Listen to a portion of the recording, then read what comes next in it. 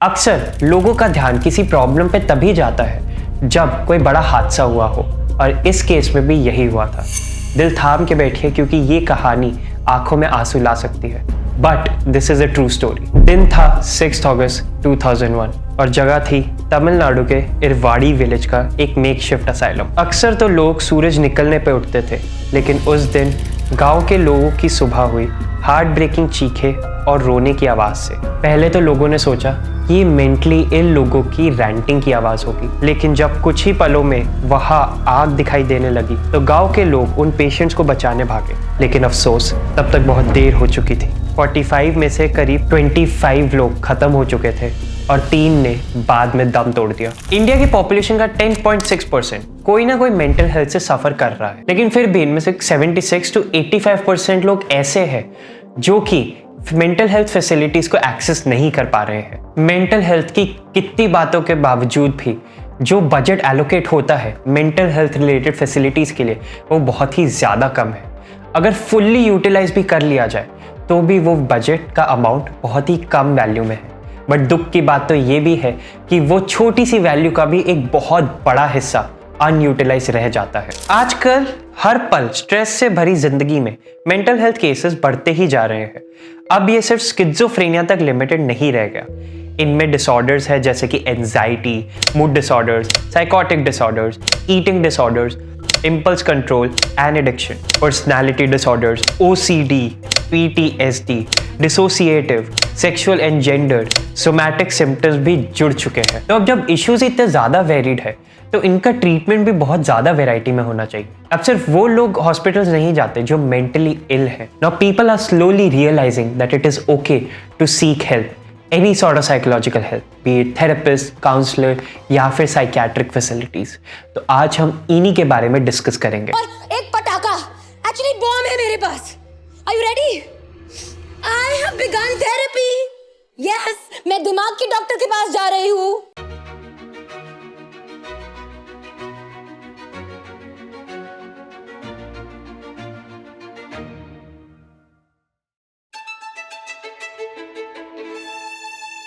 जहां तक मुझे पता है, इंडिया का सबसे पहला मेंटल हॉस्पिटल खुला था 1745 में बॉम्बे में। 1787 में कैलकाटा में सर्जन GM केंडल लाइन ने खोला one of the first mental hospitals, या जैसे कि उसे कहते हैं द ल्यूनेटिक असाइलम या फिर पागल खाना। इसके बाद एक प्राइवेट ल्यूनेटिक असाइलम भी खुला जो ईस्ट इंडिया कंपनी ने लीज पर लिया था। सबसे पहला सरकारी असाइलम खुला 17 अप्रैल 1795 में बिहार के मुंगेर में, जहां पर उन सैनिकों को रखा जाता है जो कहते हैं कि वो इंसेन हो गए हैं। साउथ इंडिया में पहला मेंटल असाइलम खुला किलपॉक मद्रास में 1794 में। बट एक सवाल जो जागता है वो ये है कि जब उस समय मेडिकल साइंसेज में इतनी ज्यादा डेवलपमेंट नहीं हुई थी तो आखिर इन बीमारियों को ट्रीट किया कैसे जाता था। तो दोस्तों, उस समय पे जब डॉक्टर्स को पेशेंट को शांत करना था तो या तो वो एकदम एक्सट्रीम हॉट बाथ दे देते थे, या फिर अगर तब भी शांत ना हो तो उनके ऊपर लीच चिपटा देते थे। मुझे तो इसका एक ही रीजन समझ में आता है। आप जानते हो कि लीच शरीर से खून चूस लेती है, तो शायद इस दर्द का उनका ध्यान बाकी तरह से हट जाता होगा। आपको क्या लगता है?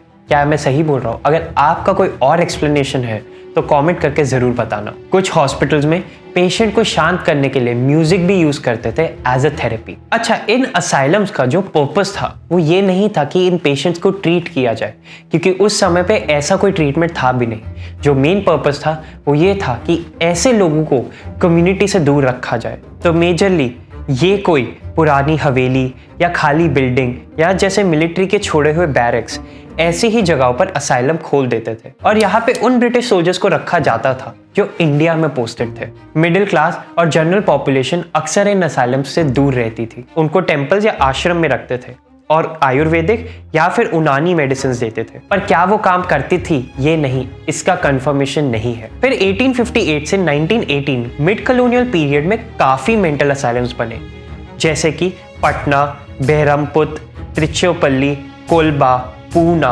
अहमदाबाद, बनारस, आगरा और भी कई जगह। इसी दौरान ड्रग ट्रीटमेंट्स भी शुरू हो गए। फॉर एग्जाम्पल क्लोरल हाइड्रेट्स, ये स्लीप से पेशेंट को कंट्रोल करते थे। अब जो मैं बात बताने जा रहा हूँ वो शायद ही आपको बिलीव होगा, बट ये एक्चुअली सच है। 1912 में कोलकाता के भवानीपुर में एक यूरोपियन लुनेटिक असाइलम बना, स्पेशली फॉर यूरोपियन पेशेंट्स। बाद में जब 1918 में रांची में यूरोपियन हॉस्पिटल बना तो पहले वाले को फिर बंद कर दिया गया। बहुत से यूरोपियन पेशेंट्स इन हॉस्पिटल में आते थे। सोचो, यूरोपियंस जो मेडिकल साइंसेज में इंडिया से बहुत ज़्यादा आगे थे, उनके पेशेंट्स भी यहाँ पे आते हैं।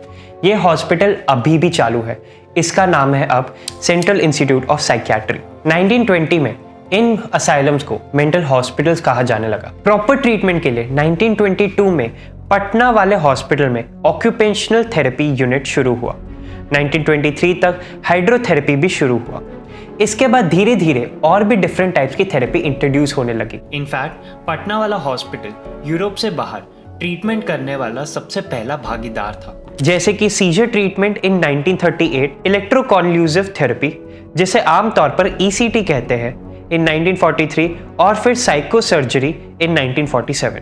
1960s तक कई हॉस्पिटल्स में स्पेशलाइज्ड यूनिट शुरू होने लग गई। धीरे धीरे कमिटीज की रिकमेंडेशन पर भी नए हॉस्पिटल्स बनने लग गए। इन कमिटीज के बारे में मैं आगे वाले सेक्शन में बात करूंगा। 1978 से लेकर 1982 तक बहुत से हॉस्पिटल्स में ना ही सिर्फ ट्रीटमेंट शुरू हुए, बल्कि मेंटल हेल्थ को मैनेज करने से रिलेटेड भी कई प्रोग्राम शुरू हुए, जैसे कि psychiatrist, clinical psychologist, psychiatric social workers, psychiatric nurses और प्राइमरी केयर डॉक्टर्स के लिए। उसके बाद से लेकर लगातार नए इश्यूज को आइडेंटिफाई करके ट्रीटमेंट में इंक्लूड करने लग गए। तो जैसा कि मैंने आपको वीडियो की स्टार्टिंग में एक हादसा बताया था इवाड़ी विलेज में, जिसमें 45 में से करीब 25 लोग खत्म हो चुके थे और बाद में 3 ने दम तोड़ दिया। लेकिन वो खुद को आग से बचाने के लिए आखिर क्यों नहीं भागे? ये सवाल आपके मन में जाग रहा होगा। वो इसलिए क्योंकि उनके पैरों में जंजीरें थी। बहुत सी बॉडीज एकदम जल चुकी थी, जिनसे घंटों बाद तक भी धुआं निकलता रहा। कुछ ऐसे थे जो बस बैठे हुए ही रह गए। उनकी बाहें ऐसे लॉक थी जैसे कि प्लास्टिक डॉल्स हो। दे वर बियॉन्ड रिकॉग्निशन। ये उस एरिया का ऐसा अकेला मेंटल श्राइन नहीं था जहाँ पर मेंटली इल लोगों को रखा जाता था। ऐसे बहुत से और भी श्राइन्स थे। कहा जाता था कि इन श्राइन्स का होली वाटर और दिए के तेल हर बीमारी को ठीक कर सकते हैं, specially mental health problems. Treatment में क्या होता था ये आपको पता है। फ्रीक्वेंट कैनिंग और beatings supposedly drive the evil away.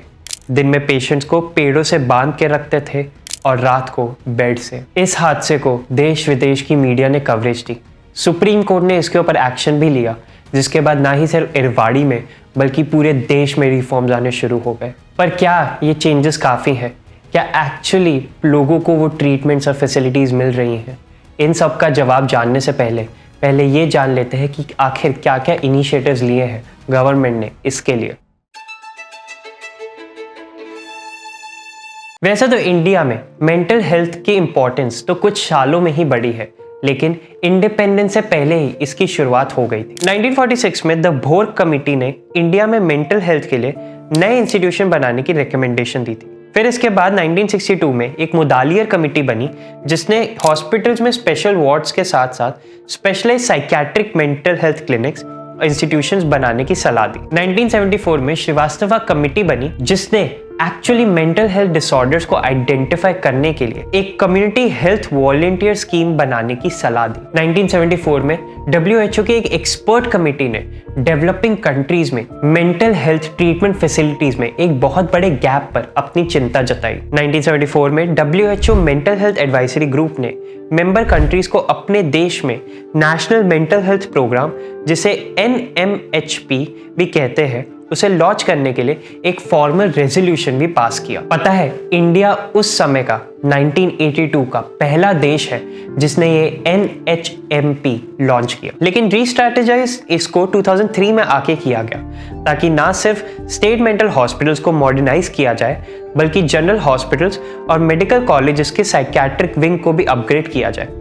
आखिरकार 2009 में आके NMHP के 3 मेजर कंपोनेंट्स ऐड किए गए, जो कि थे prevention and promotion, treatment and rehabilitation of mental disorders. 2017 में आकर mental health care act pass किया, जिसने 1987 के एक्ट को रिप्लेस कर दिया। 2018 में गवर्नमेंट ऑफ इंडिया ने अनाउंस किया टू क्रिएट HWCs यानी हेल्थ एंड वेलनेस सेंटर्स, ताकि सभी तरह के डिसऑर्डर्स मेंटल, न्यूरोलॉजिकल और सब्सटेंस यूज, इन सब को प्रॉपर तरीके से ट्रीट किया जा सके। इसके बाद कई और स्कीम्स भी निकली, जैसे कि अक्टूबर 2022 में national tele mental health programme called T Manas, फिर हेल्थ वर्कर्स की ट्रेनिंग, देन आयुष्मान भारत के under preventive, promotive, curative, rehabilitative and palliative care schemes तो बन गई, लेकिन क्या इसकी इंप्लीमेंटेशन हो पाई, ये तो किसी को नहीं पता। बहुत से हेल्थ केयर प्रोफेशनल्स की कमी, मॉनिटरिंग एंड इवैल्यूएशन इश्यूज के साथ साथ बहुत से एडमिनिस्ट्रेटिव इश्यूज भी हाईलाइट होते हैं। इसके अलावा फाइनेंशियल कंस्ट्रेंट्स भी है। 2017-18 के बजट में जहां इस स्कीम के लिए 50 करोड़ का प्रोविजन था, वही 2018-19 में ये कम होके सिर्फ 40 करोड़ रह गए। कोई एक्सप्लेनेशन नहीं, कोई सफाई नहीं, बस बजट कट। सबसे बुरा तो ये है कि हालांकि हेल्थ केयर बजट में 2019-20 में 7% और 2020-21 में वूपिंग 137% का इंक्रीज हुआ, लेकिन NMHP का फंडिंग का कॉस्ट अभी भी सिर्फ 40 करोड़ ही रहा। और उससे भी ज्यादा ये दुख है कि इस बजट को भी पूरी तरह से यूटिलाइज नहीं कर पाए। 2017-18 और 2018-19 दोनों ही सालों में NMHP पर सिर्फ 5 करोड़ ही खर्च हुए। आप ही सोच सकते हो क्या ही फैसिलिटीज मिली होंगी उन पेशेंट्स को जिनको इसकी बहुत ज्यादा जरूरत थी। 2023-24 के NMHP have been subsumed। Instead of T Manas को एक न्यू आइटम बना दिया है, जिससे मेंटल हेल्थ के लिए एलोकेटेड फंड्स में से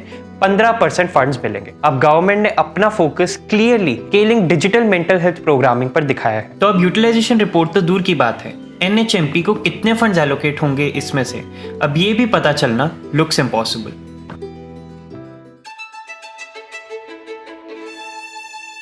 चलो, स्कीम्स भी बन गई, बजट भी एलोकेट हो गया, क्या वो यूज हो रहा है नहीं हो रहा है, दैट्स अनदर सीन।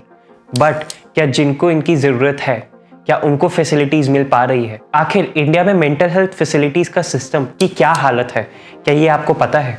इसी बारे में बात करेंगे। सोचो, एक औरत है, उसके हस्बैंड ने उसको इंसेन इसलिए डिक्लेयर किया क्योंकि वो किसी और से प्यार करता था and wanted her out of the way. क्योंकि हस्बैंड एक गवर्नमेंट एम्प्लॉय था, तो अगर वाइफ के होते होते वो किसी और से शादी कर ले तो उसकी जॉब भी जा सकती थी। So he found the best option for himself. वो औरत असाइलम में है।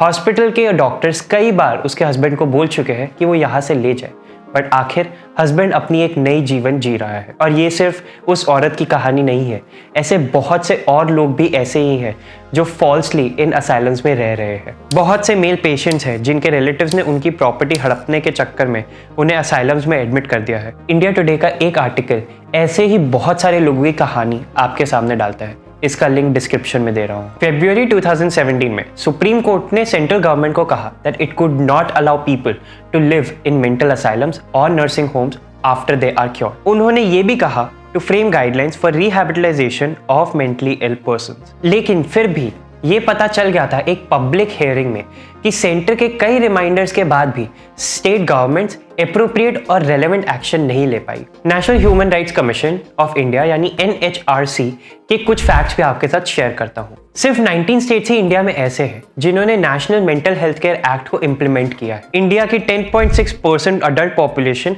Suffers from mental health disorders. इन सब के लिए जहां जरूरत है 13,500 साइकियाट्रिस्ट की, वहां सिर्फ 3,827 ही अवेलेबल है। 20,250 क्लिनिकल साइकोलॉजिस्ट की जगह सिर्फ 898 ही अवेलेबल है। पैरामेडिकल स्टाफ की भी शॉर्टेज है। There is a huge treatment gap.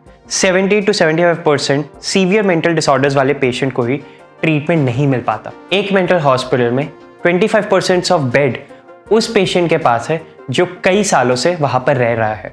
उनके लिए कोई रिहैबिलिटाइजेशन सेंटर्स या होम्स नहीं बने हैं। NHRC की एक स्टडी ने यह भी रिवील किया कि 38% ऑफ हॉस्पिटल्स में अभी तक जेल जैसा ही स्ट्रक्चर है। Overall beds to patient ratio is 1:1:4, यानी there is a common occurrence कि लोग फ्लोर पे सो रहे हैं। रनिंग वाटर और वाटर स्टोरेज फैसिलिटीज में भी कमी है। 38% हॉस्पिटल्स में लाइट की कमी है। Leaking roofs, overflowing toilets, broken doors and Windows. इस स्टडी का लिंक मैं डिस्क्रिप्शन में दे रहा हूं, तो जरूर देखना। इन सबसे मेंटल हॉस्पिटल्स की जो इमेज निकल के आती है वो ये है कि बहुत से patients continue to vegetate in a dehumanised manner within the hospital, क्योंकि उनके रिलेटिव्स डॉक्टर्स के बार बार कहने के बावजूद उन्हें घर नहीं लेना जाना चाहते। Mental hospitals have become sort of a dumping ground for mentally ill patients because they are not wanted by their family or the society. Proper facilities नहीं है, डॉक्टर्स कम है, सपोर्ट स्टाफ कम है, अच्छे से ट्रीटमेंट हो नहीं पा रहा है, बजट कम एलोकेट हो रहे हैं और अगर हो भी रहे हैं तो अच्छे से यूटिलाइज नहीं हो रहे हैं। तो आखिर करे तो करे क्या, जाए तो जाए कहाँ? ये सवाल हम सबके मन में है। क्यों है इतना गंदा स्टेट इंडिया में मेंटल हेल्थ का? अब ज़रूरत है ऐसे प्रोग्राम्स की जो सिर्फ एक अडल्ट सेंट्रिक अप्रोच से हट के children, women, elderly, homeless, mentally ill, मतलब हर तरह के लोगों की नीड्स को समझे और केटर करे। पेशेंट्स की रिहैबिलिटाइजेशन और री इंटीग्रेशन के लिए अच्छी पॉलिसीज बने और इम्प्लीमेंट भी हो। प्रिवेंटिव मेडिसिन पर रिसर्च हो ताकि वेरेवर पॉसिबल फर्स्ट सिम्टम्स दिखते ही ट्रीटमेंट शुरू हो जाए। लोगों को एजुकेट करना, कम्युनिटी बेस्ड केयर को प्रमोट किया जाए ताकि पूरा बर्डन सिर्फ पेशेंट की फैमिली पर ना रहे। आज भी majority of people don't know about the mental health issues in the society. इसीलिए अवेयरनेस और सेंसिटाइजेशन प्रोग्राम्स हो ऐसे रूरल एरियाज में जहां क्वालिफाइड साइकियाट्रिस्ट नहीं पहुंच सकते। Leverage digital technologies, qualified mental health professional के लिए स्पेशल ट्रेनिंग प्रोग्राम चलाए, स्टेट और सेंटर के फंड्स का प्रॉपर यूटिलाइजेशन हो। एक ऐसी कमेटी बने जो लगातार हॉस्पिटल्स पे निगरानी रख के इंश्योर करे कि patients are treated with love and care. और सबसे ज़रूरी, लेटेस्ट ट्रीटमेंट फैसिलिटीज़ मिले इन पेशेंट्स को। Right care at the right place that should be accessible to everyone those are in need. अगर ये वीडियो आपको अच्छी लगी हो तो please do like, share and comment on the video. अगर चैनल को सब्सक्राइब नहीं किया है तो अभी करिए and please don't forget to press the bell icon for further notifications. Thank you.